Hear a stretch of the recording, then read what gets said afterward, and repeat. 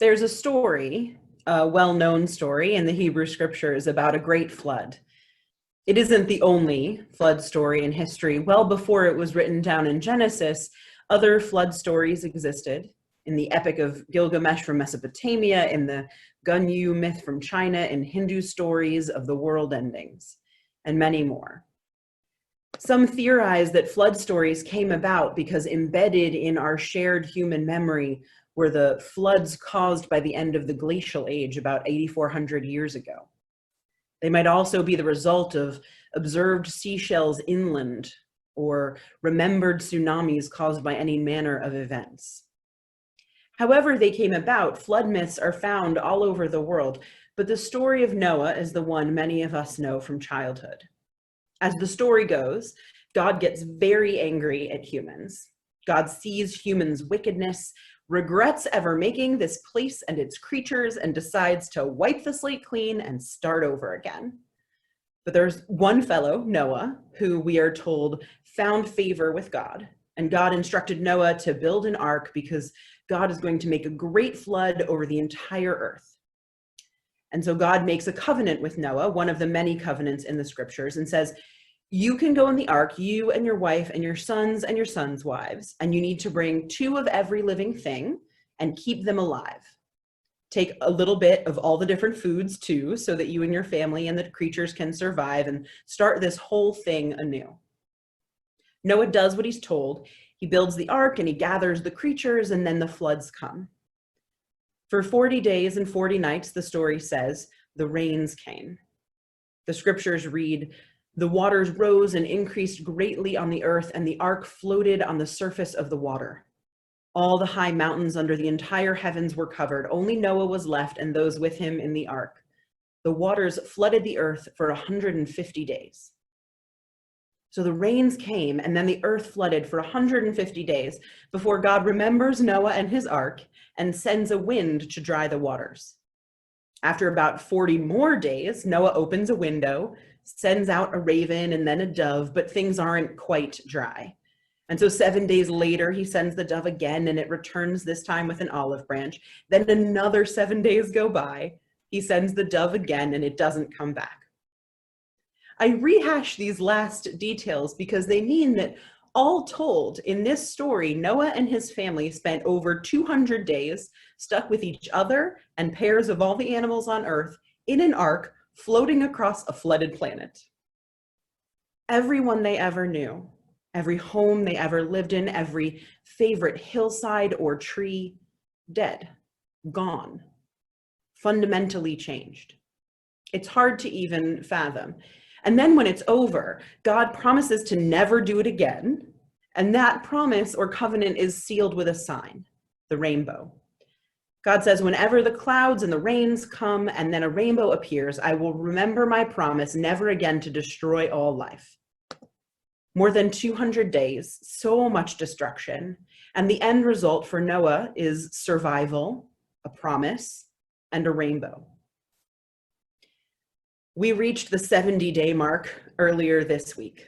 Now we're up to 75, at least in my house. 75 days of being inside, of staying away from other people, of living a life so very different from the one we knew. 75 days, and the cover of this morning's New York Times showed the names of the nearly 100,000 people who have died.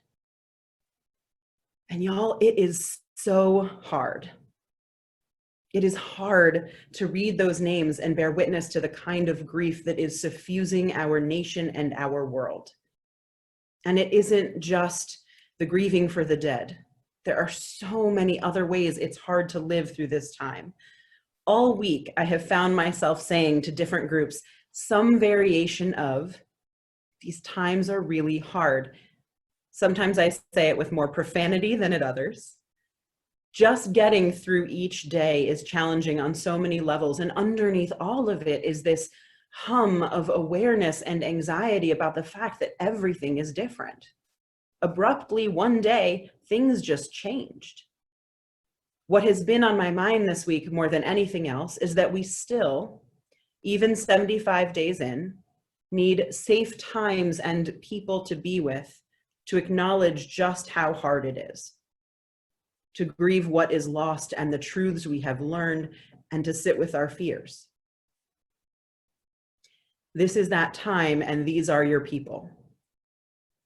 This congregation, this Unitarian Universalist congregation, is a community built by and of and for people who believe that our human experiences are meaningful, who believe in the fullness of our deepest selves, who believe in the sacredness of all people. We Unitarian Universalists are open to all the truths you bring, determined to live well through all that life brings.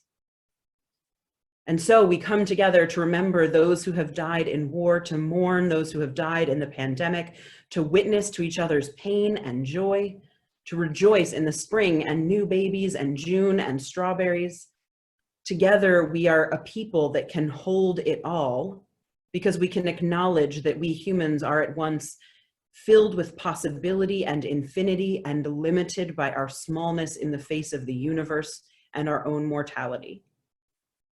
We can hold it all because we believe that all of us are linked through the very star stuff that makes our bodies to the shared human experience we know throughout our lives. We can hold it all because we are called to the kind of compassion and kindness and love that changes and saves lives. So this morning, we hold all of it together. And I offer to you the affirmation that this is hard. I see those of you who live alone and for whom this isolation is a struggle. I see those of you who thrive on human contact and just desperately need a hug. I see those of you who are introverted and living in a house full of people, those of you who need a day without someone saying your name. I see those of you who must be physically distant from your family, your children, your grandchildren. I see those of you on the front line risking everything to help keep all of us safe. I see those of you struggling to juggle children and work and relationships that have changed because you never really meant to spend this much time together. I see those of you fearing for your loved ones and for yourselves, trying so hard to stay healthy and safe, but afraid that others' choices will put you at risk. And I see all of us who just wish that this time would come to a close and we could be with the people we love and live without so much fear and grief. This is a time of collective trauma, and it is hard. It's okay to feel overwhelmed, to feel sometimes like it is too much. I see you struggling. And there's grief, great sorrow, the loss of beloveds who have died from this illness or from the changes in access to care because of it. There are smaller sorrows, the birthday parties, the dinners, the dates, the missing of school, graduations and milestones. And then there are the truths we are learning about our nation and our neighbors and friends that can bring sorrow too. We're learning even more about the brokenness of our system that allows Black and brown bodies to suffer more from this illness because of the way privilege and care and access work in our country. We're learning more about the way capitalism contributes to death and destruction. We're learning more directly than many of us have had to before that our old way of life does not work for the common good, but encourages greed and consumerism, and that there are real human consequences to those lifestyles. This is a time of collective trauma, and deep grief is real. It is okay to be sad, to cry, to want sometimes to hide or to escape. I see your pain and I see your tears. And there is fear. Fear in the uncertainty of this time. When will it end? Will this sickness or another create more and more moments of pause like this? What will life be like on the other side? Will I make it through? Will the people I love survive? Will everything change? Will nothing change? There is real fear in this moment, fear for what is and what will be. Fear for ourselves and for our world. This is a time of collective trauma, and fear is a natural response. It's okay to have anxiety and questions, to play out the scenarios in your mind. I see your worry and your wondering. I share the struggle, I share the pain, and I share the fear. And so this is what has been on my mind this 11th week of quarantine. And when I come to this place that I too struggle to sit in with the challenge and the grief and the fear, I turn to stories and to poetry. If you've listened to me preach enough, you likely know that there are plenty of stories I don't take literally, including the scriptural stories, but that I believe hold abiding truths about human nature and the resilience of people. And maybe that's why I kept coming back to Noah this week. In many ways, the story of Noah is awful. God is terrible in this story, like seriously terrible. This is a God that gets annoyed at people and decides to get rid of them all. No shot at redemption, no attempt to make things better. God is pretty bad here. And Noah isn't all that much better from what we're given. He doesn't argue like Abraham does when it comes to the destruction of Sodom and Gomorrah. Noah just acquiesces. Okay, he says, and he builds his ark and sticks his family and the animals, and off they float. To be honest, when I think about this story, I like to imagine the deeper complexities of Noah. That maybe he did argue, but no one wanted to write it down. That he built the ark somewhat begrudgingly, that he got really frustrated with his family during those 200 plus days, and that he learned to abhor the smell of animals. But what we're given is a pretty rough story. We can read that and very easily think, Noah should have fought for humanity. He should have tried to help others survive. Sometimes the lessons in these stories are reminders of how not to be. And at the end of this flood story, what do we get? We get survival of a few, a promise, and a rainbow. All that death and destruction, and what is the prize? A chance to start again. The prize, I think, was not worth the death and destruction. It rarely ever is.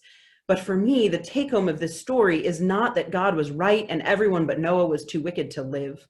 The take home is not that we should look out only for ourselves and our family. The take home from this story for me is the same take home that millennia of wars and atrocity and human cruelty to each other have taught us. Humans have an unbelievable resilience. We have a commitment to survival, a desire to live and to thrive. And we have brains and hearts that can push through awful, awful things and find on the other side renewed commitments, even rainbows. In this story, Noah and his family go through a world-changing experience. They glimpse the possibility of nothingness. They are shown in no uncertain terms the smallness of humanity. But they survive. The take home for me is that after the horror is done, and maybe even during the time of the horror, beauty and joy are still possible. Because even though this is hard and there is seemingly ever-present grief and real fear, there are also moments of such glory and love and wonder. Our world is changing, and this is a moment of brokenness, but it's not the end. The world doesn't end here. The time will come when we can emerge again. For now, we can still sit around kitchen tables and share and laugh and learn and grow. We can meet over Zoom and deepen relationships. We can find ways to connect that we maybe never thought would for us. We can become, almost because of how different this time is, more real with each other, telling our stories to each other and learning more about who we are. And each of those little moments of beauty and joy are blessings in a mutilated world, blessings we all need. And those moments of joy and beauty are as real as the pain we feel reading those 100,000 names. It can be hard in times like this to focus on those moments, but we must. When all around us it feels overwhelming, we need to lean even more into the points of connection, the instances of joy and the depth of human love. This is a moment that measures us. How we rise to this moment matters, Do we meet it with a commitment to life as it was before and to ourselves alone? Or do we meet it with a commitment to the survival of all of us and to the common good? Do we live in old ways that bring destruction, or do we structure a new world based in our shared values of care, love, and the thriving of all people? This is the ultimate question of this time. Do we build our own ark like Noah, or do we fight for all of us? Are we passive objects to which this time in history happens, or will we be active participants in the challenge and the rebuilding? I have watched as you have risen to this moment with an even deeper expression of your values. The care and love and the desire to see as many people thrive as possible has been so clear. This has not been happening everywhere. We know this. Not everyone, individually or collectively, is rising to this moment with love and grace and compassion. Some are rising with the old habits of greed and self-interest. Some have attempted to make money from the situation. Others are making decisions that jeopardize all our lives because they are attempting to protect power and wealth. These are trying times that are putting on display the truth of what each of us hold dear. And this is only day 75. There may well be many more days to come. It will require vigilance from all of us to stay true to our values in this time. It will require asking ourselves each time we make a choice, what is driving me? The way our community has lived the truth of our shared belief in the unity of all things and the capacity for love to build a better world has been, for me, the rainbow in a time of trial and challenge. Your care and commitment has reminded me of the promise, the rainbow, the resilience, and the potential of what comes next. The road to what is next is long, but we can travel it together, reminding each other to let go of all but what is essential. Communities of faith and covenant are essential. We're essential because we help ground humanity as we praise beauty in the broken world and envision a brighter one. In spite of the struggle, we will keep working, keep trying, keep caring for each other, keep reaching deep inside to live as well as we can, keep reaching out to ensure each other's survival, and keep building up a world that can hold us all. May it be so.